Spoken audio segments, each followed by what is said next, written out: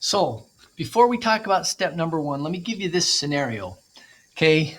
Someone is asking you to go to somebody's house, and that's not natural. And you have a feeling something's not right. And let me tell you this, they've done studies and actually found that you can call it what you want. You can call it a gut feeling. You can call it your conscience. You can call it Jiminy Cricket on your shoulder if you're Pinocchio.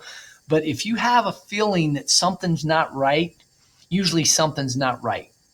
Okay, so a friend of yours says, hey, let's go to Bill's house. Nobody, his parents are gone. Let's go to his house. And you feel like something's not right, but you just go along.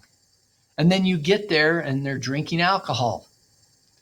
Okay, now you're further in the situation and it's harder to get out of.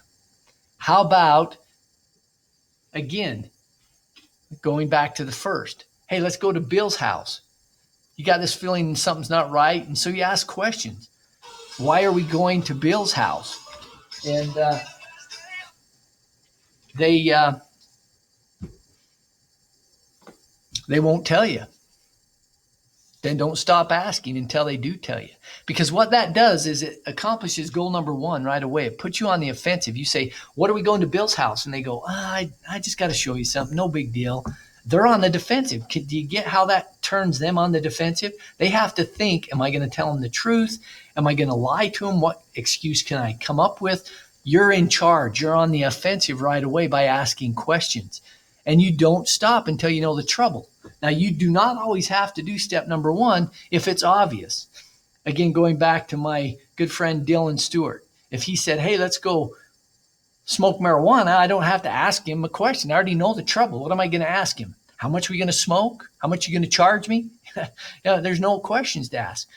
But if he were to say, hey, let's go back behind the ag building by the tennis courts after school, meet me there. That's not something that's normal for me. I need to ask questions. And they have found about 50% of the time, if you would ask questions, you would probably not do it because you're far enough away from the situation that you don't get that peer pressure as hard, and it's easier to get away from the situation. So step number one is to ask questions and not to stop until you know what's going on.